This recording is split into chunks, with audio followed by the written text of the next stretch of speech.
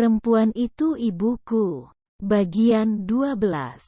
Gio meletakkan tas di meja kerja.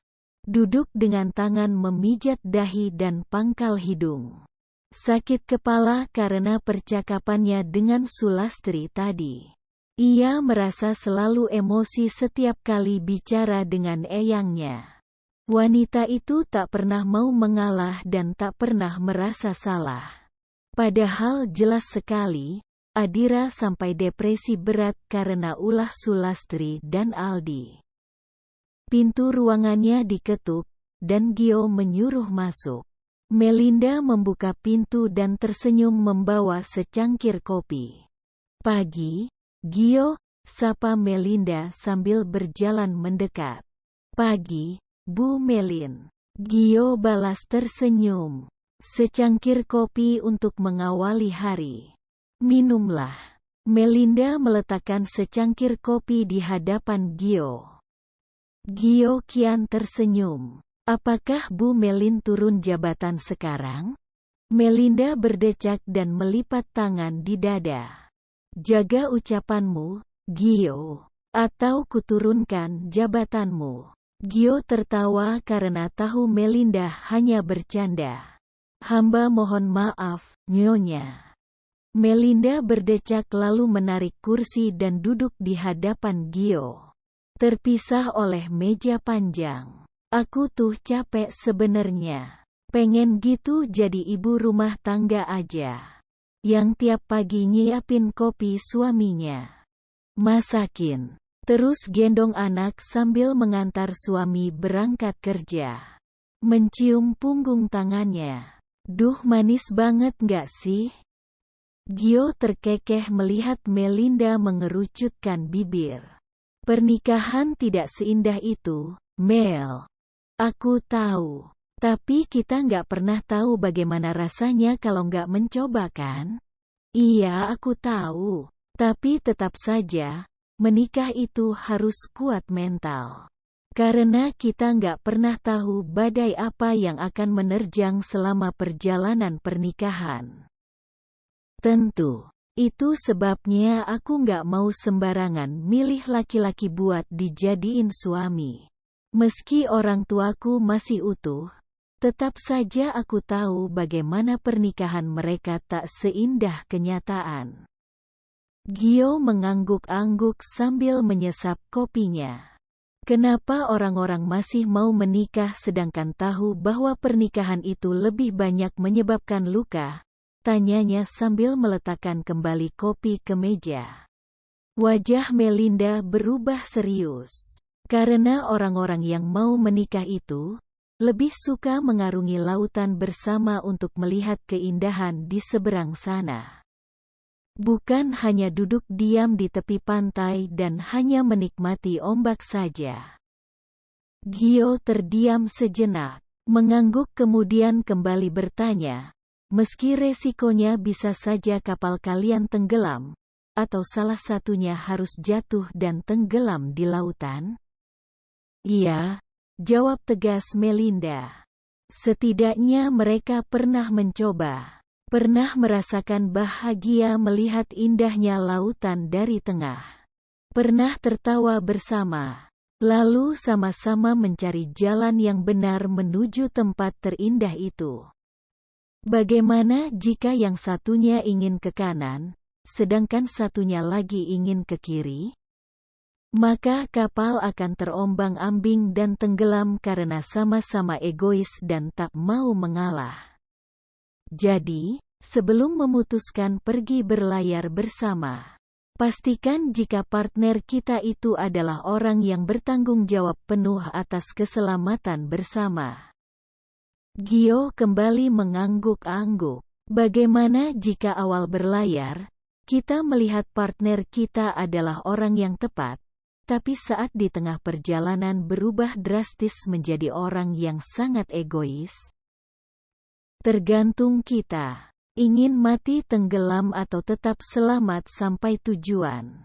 Jika ingin selamat, maka kita harus tegas dan menjadi orang yang tegaan.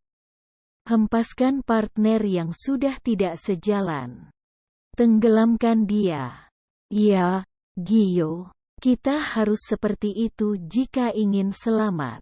Intinya jika partner sudah tak sejalan, hanya ada dua pilihan.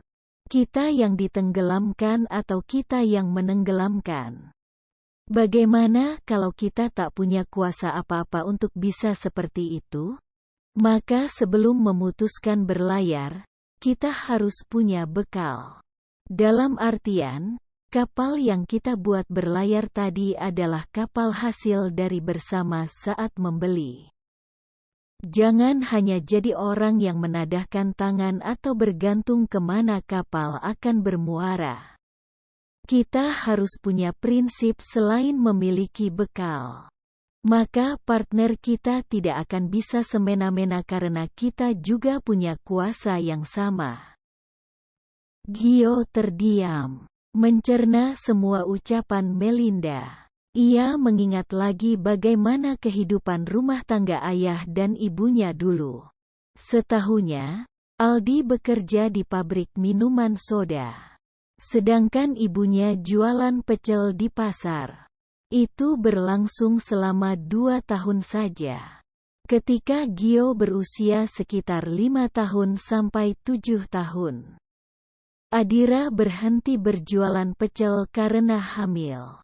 Kehamilan Adira membuat wanita itu begitu lemas. Sering muntah. Hingga usia kandungan yang ke-5 minggu, Adira mengalami keguguran. Sulastri menyalahkan Adira atas keguguran itu. Adira dianggap tak becus menjaga padahal sudah berhenti kerja. Fisik Adira memang lemah, mudah lelah, dan gampang sakit. Hingga 6 bulan kemudian, Adira kembali menjual pecel ke pasar. Tapi karena sudah ada pedagang lain yang juga menjual pecel, milik Adira kurang laku. Aldi menyuruh Adira untuk ikut kerja di pabrik. Adira menurut karena ia juga tak ingin bergantung pada suami. Hanya saja, 2 minggu kerja di sana, ia jatuh sakit. Fisiknya tak kuat untuk kerja keras. Meski dipaksa bagaimanapun, tubuhnya jadi kian kurus karena tak kuat. Dan pada akhirnya berhenti. Gio tahu, jika ibunya bukanlah wanita yang akan diam saja di rumah menunggu uang pemberian suami. Adira terus berusaha, berjualan gorengan keliling, ikut menjadi petani. Dan lain sebagainya. Tapi berhenti lagi ketika hamil. Kehamilan yang melahirkan bayi perempuan cantik bernama Sanum. Gio yang sudah 9 tahun saat itu pun bisa menilai.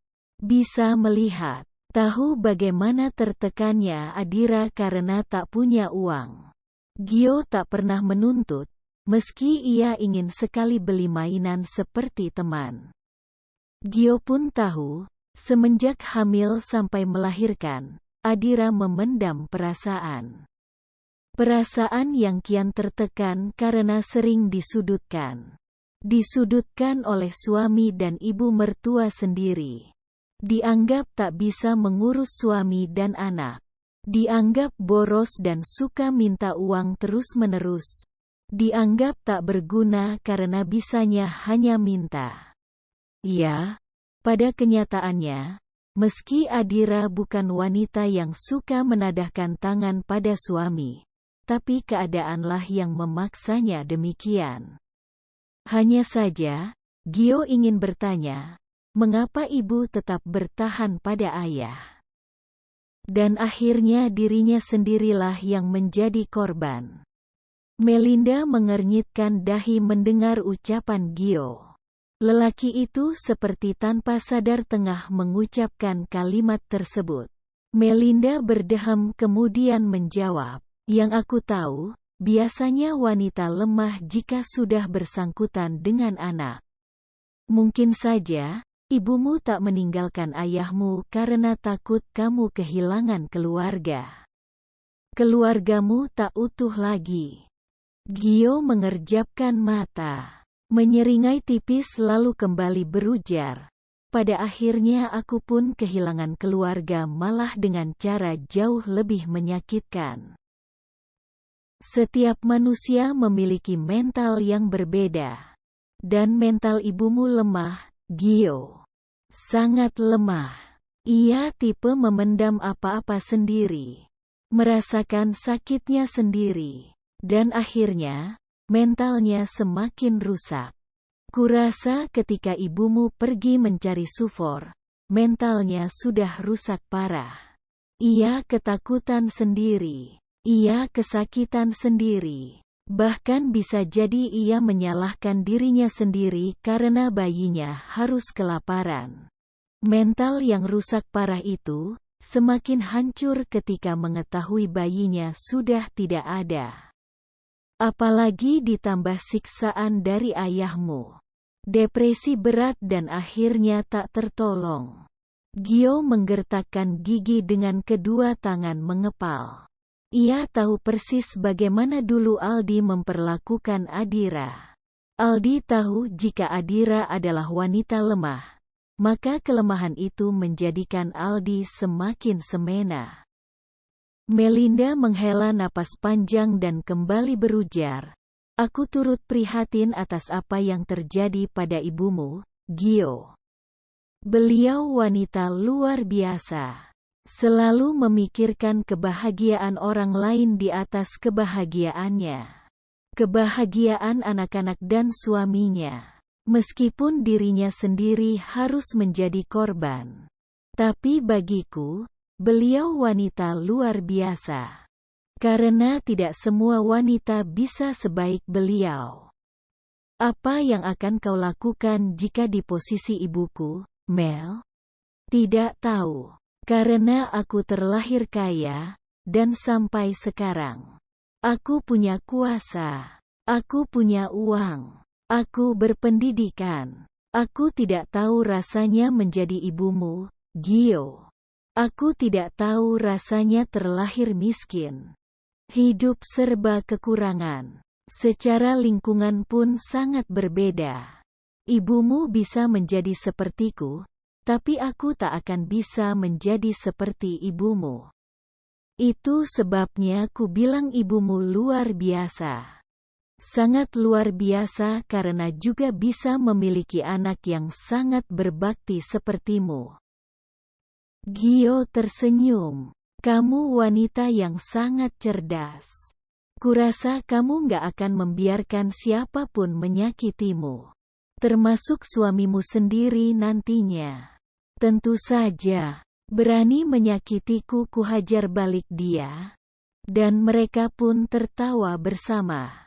Bersambung.